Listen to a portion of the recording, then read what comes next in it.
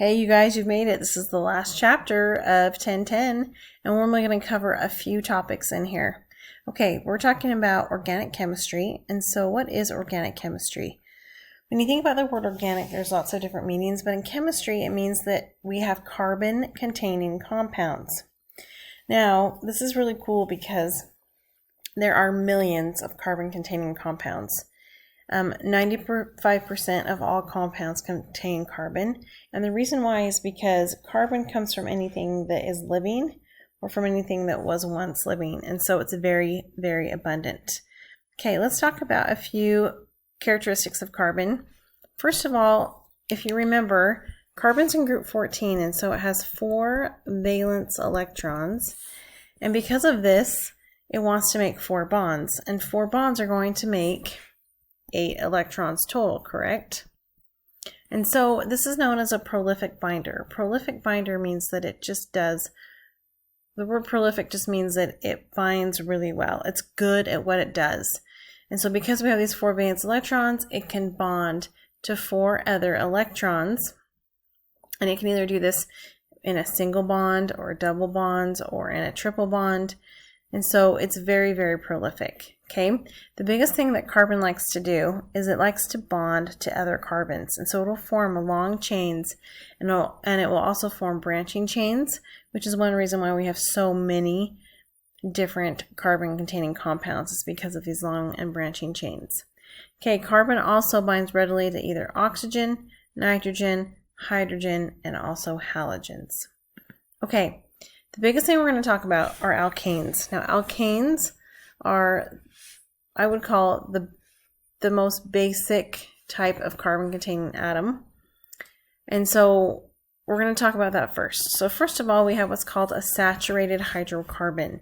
Now the word saturated, you can kind of think about saturated fat and saturated saturated or unsaturated fat, sorry. And what the term saturated means is that the carbon is bonded to the maximum number of hydrogen atoms. So right here is a formula that helps us determine how many hydrogen atoms we have based off of the number of carbon atoms. So for example, let's say that we have 4 carbon atoms, C4. To determine the H, we're going to do 2 times N, which is the number of carbon atoms, so in this case is 4, plus 2.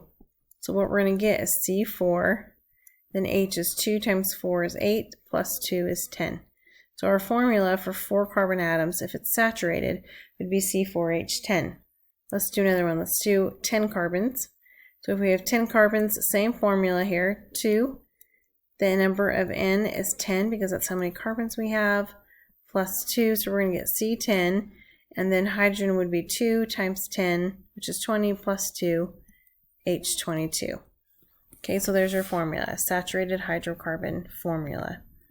Okay, another thing about alkanes is you can show them in different types of formulas. So one type is called the structural formula, and this shows which atoms are bonded to each, but it doesn't show the actual shape. So just to give you an example, this right here is called butane.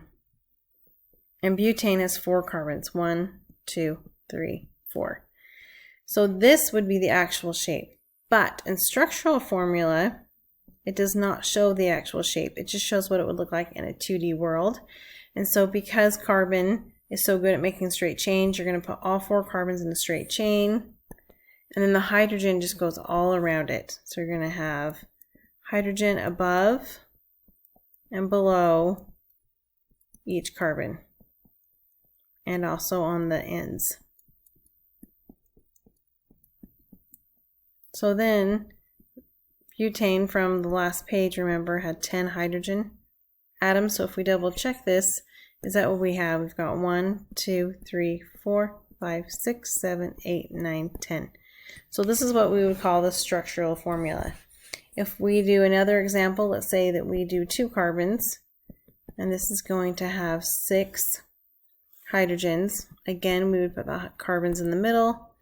We'd put the hydrogens all around, above, on the sides, and below. And let's see. That's 6. 1, 2, 3, 4, 5. Oh wow, can't count. 1, 2, 3, 4, 5, 6. Okay, and notice in all of these that the carbon has 4 atoms around it. So right here, 1, 2, 3, 4, we're going to count that bond. Well, one of the electrons in the bond. And then you can see that that happens for every single carbon. 1, 2, 3, 4. Next one, 1, 2, 3, 4. And the last carbon, 1, 2, 3, 4. So all of them have 4 bonds. Again, 1, 2, 3, 4. Bonds around carbon. 1, 2, 3, 4. Okay, so that's the structural formula as just showing it. And a good way to remember this is it kind of looks like a table. If you think about it, the carbon is the table. This is just kind of an analogy. So right here, here's your kitchen table, okay? And on the kitchen table, you can put people on both sides. You can also put people on the end. And so that's what's happening in the structural formula, is that you just have a full table going across from every single carbon. Okay, another way that we can show alkanes is called a condensed structural formula. This one right here shows how many hydrogen atoms are attached to each carbon atom, but it doesn't show the bonds to each hydrogen. So basically it just takes off the bonds and smushes this together. So for example, I showed you ethane on the last slide, so here's ethane again. If we drew out ethane in a structural formula, this is what it would look like. And then there would be the hydrogens,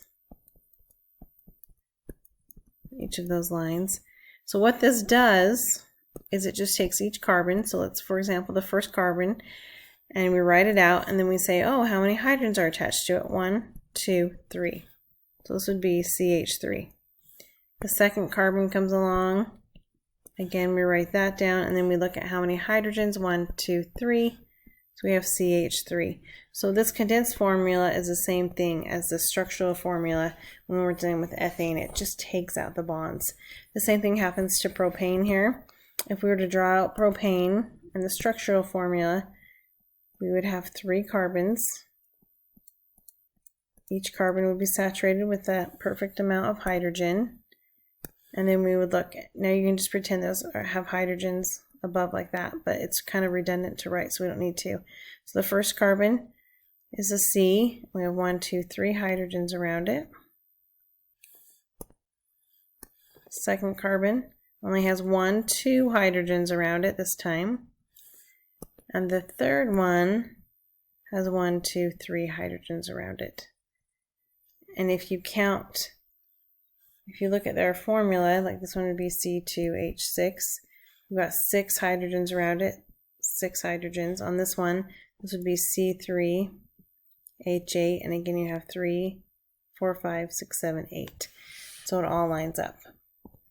Okay. The last thing we're going to talk about is just the formulas and the names of alkanes. So in organic chemistry, this is the basic of naming, the basics I should say, and it's really important that you know how to do this. So first of all, the stem just represents the number of carbon atoms. Okay, these are prefixes right here. So 1 through 4 are kind of new and different. So if we have 1 carbon, it's called meth, 2 is eth, 3 is prop, 4 is but. However, from 5 down to 10, these are just geometry. Okay, your Greek prefixes. So pentagon is 5, hexagon is 6, you get the gist, right? Heptagon, octagon, if you're talking about geometry, nonagon, decagon, these are just your angles in geometry. Okay, so after 5, you've got it made, and we're only going to go up to number 10. Okay, so because an alkane ends in this A-N-E, you've got it. The ending of each compound name is an A-N-E. So for example, let's say that we want to find a formula for, let's say, propane. Okay, prop has 3 carbons. So we can say C3, and then if you remember our formula for an alkane, it's the HN plus 2. So right here we can say 2 times 3 plus 2, that gives us 8. So propane's formula is C3H8, and the reason why it's prop is because it has these 3 carbon atoms, because it has a saturated amount of hydrogen, and this is the formula for a saturated hydrocarbon, then it's going to end in ane, so it's just propane. So let's say that we have, let's do the opposite, let's say that we have octane, and we have to write the formula. So oct would mean 8, so we're going to have C8, and then we do the same thing here.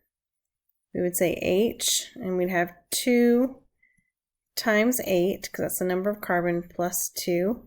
So that would equal 2 times 8 is 16, plus 2 is 18. So the formula for octane is C8H18. Let's say that we want to name this. Let's say that we have C10H22 and you're asked to name. Well, the prefix, or I should say the stem for 10 is dec. This is saturated, and you can double check it if you want to. You can plug it into this formula right here. So this would just be called decane. Okay, I hope that makes sense. If you have any questions, let me know, and have a great day. RAS out.